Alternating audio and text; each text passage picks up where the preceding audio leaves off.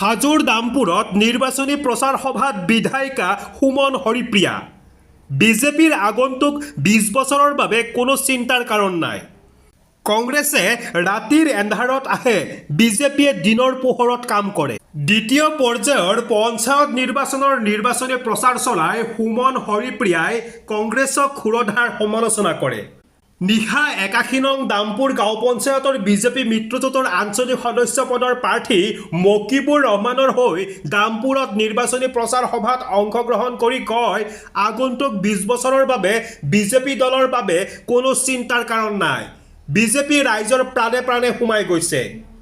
সংখ্যালঘু লোকসকলো বিজেপি উন্নয়নৰ আৰু প্ৰগতিৰ বিকাশ দেখি দলটোলৈ ধাবিত হৈছে।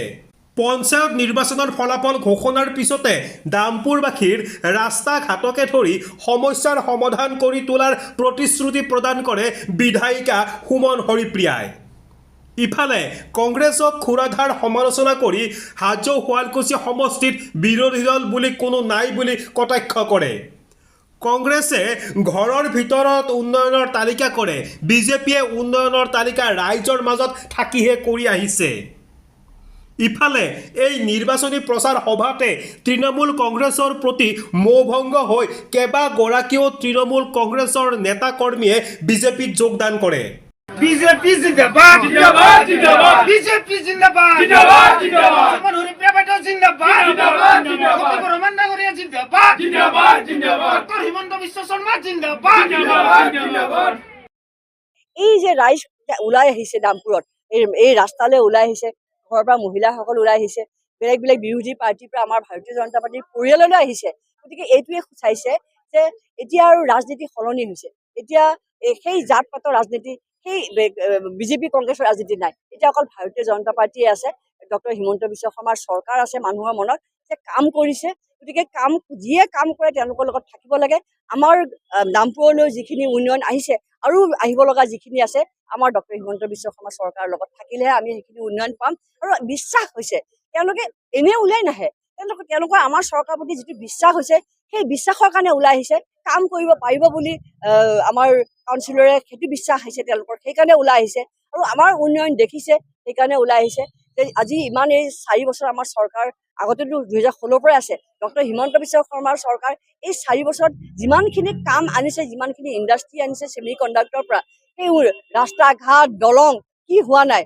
গতিকে ৰাইজে কৈছে যে এনেকুৱা চৰকাৰ আমি আৰু ১৫ বছৰ ২০ বছৰ কংগ্ৰেছ চালো, আমি তেনেকুৱা দেখা নাই। আমি বিজেপিৰ লগত থাকিম, আমি CM ছাৰৰ লগত থাকিম, আমিও পদুম ফুল দামপুৰৰ পৰা নি CM ছাৰক উপহাৰ দিম। দামপুৰত বিৰাট চোকা মানুহ আছে, ইয়াতে পঢ়া শুনা মানুহ আছে, ডক্টৰ ইঞ্জিনিয়াৰ আছে। কিন্তু তেওঁলোকে যেতিয়া সাধাৰণ ৰাইজকো বুজাইছে যে যেতিয়া আমাৰ চৰকাৰখনে ভাৰতীয় জনতা পাৰ্টীৰ চৰকাৰখনে যেতিয়া দেখিছে উন্নয়ন কৰিছে, কৰাৰ পাছতহে তেওঁলোকে ভাবিছে যে নহয়, আমি ভাৰতীয় জনতা পাৰ্টীৰ চৰকাৰৰ লগত থাকিব লাগিব, আমি ডক্টৰ হিমন্ত বিশ্ব শৰ্মাৰ চৰকাৰৰ লগত থাকিব লাগিব। কাৰণ এইখন চৰকাৰখন মজবুত চৰকাৰ, একেবাৰে টাইগাৰ CM আমাৰ, গতিকে যাৰ সাহস আছে, কাম কৰিম বুলি ক'লে কাম কৰি দেখায়। আজি যদি দামপুৰৰ কাৰণে গোটেইখিনি ৰাস্তা পকা কৰি দিম বুলি কয়, ১ বছৰত পকা কৰি দিব, মোৰ বিশ্বাস আছে।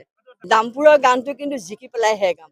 কাৰণ দামপুৰত যিহেতু আজি ষ্টপেজ আমাৰ হৈছে, সদায় মই কৈ আছো, সদায় এইফালে খগেন ভৰালী গুচি যাওঁ, হালুগা বামুণী গুচি যাওঁ, ভাৰতীয় জনতা পাৰ্টি ফুল ফুলি গৈছে। গতিকে এইটো নতুন ষ্টপেজ বনিছে দামপুৰত। ইয়াত যদি পদুম ফুল ফুলে, নিজে সুৰ লিখি পেলাই ইয়াতে দামপুৰত আপোনালোকৰ আগত গান গাম। তেখেতসকলে আমাৰ ভাৰতীয় জনতা পাৰ্টিৰ উন্নয়ন দেখা পাইছে। গাঁৱত যিখিনি আমি উন্নয়ন কৰি আছো, তেওঁলোকে আমাৰ দলত আমাৰ এই কামৰ মোহিত হৈ তেখেতসকলে আজি আমাৰ দলত যোগদান কৰিছে। বিধায়ক বাইদেউ অহাৰ কাৰণে আজি গাঁৱৰ ৰাইজেও ভাল পাইছে, আমাৰ কৰ্মীখিনিও এটা উৎসাহ পাইছে। তেখেতক সেই ক্ষেত্ৰত আমি আজি ধন্যবাদ দিছোঁ। আমাৰ লগত লগ কৰি বহুত উন্নয়নমূলক কাম কৰিম বুলি কৈছে। ৰাইজে যিহেতু বুজি পাইছে যে আমাৰ যদি দলৰ অৰ্থাৎ ভাৰতীয় জনতা পাৰ্টিত আমি নাথাকোঁ, তেতিয়াহ'লে আমাৰ গাঁৱৰ উন্নতি কোনোদিন সাধন নহয়। আমাৰ এই যিটো দামপুৰ PWD ৰাস্তা আছে, এই ৰাস্তাটোৰো কিছুমান আমাৰ টেকনিকেলি কাম কৰি থোৱা হৈছে। বাকীখিনি আমি শিকি অহাৰ পিছত বিধায়িকা বাইদেউ কৈ গ'ল, গতিকে বাকীখিনি আমি জিকি অহাৰ পিছত আমি ৰাস্তা এটা সুচল ব্যৱস্থালৈ নিব পাৰিম বুলি মোৰ আস্থা আছে। আমি TMCত আছিলোঁ আগতে। TMC কাৰণ এৰিলেও আমি শুকান নদীত কোৰ মাৰি লাভ নাই, পানী নলয়। মানে বুজি উঠিলোঁ বেপাৰীৰে কাম চিন্তা কৰে, মানে আমাৰ প্ৰতি কোনো গুৰুত্ব নাই, গুৰুত্বহীনভাৱে আজি আমি অজস্ৰ লোক মোৰ লগত লৈ কেনে আজি বিজেপিত যোগদান দিলোঁ। এইটো কাৰণতে দিলোঁ, আমি আৰু বিজেপি চৰকাৰ ৰানিং চৰকাৰ, MLA ৰানিং MLA, আমাৰ ৰাস্তা পদূলি কোনো ধৰণৰ হোৱা নাই। কোনো বেলেগ মানে কি অন্য পাৰ্টিৰ লগত আমি যদি থাকোঁ কেতিয়াও আমাৰ দামপুৰৰ উন্নতি নহয় আৰু উন্নয়ন নহয়।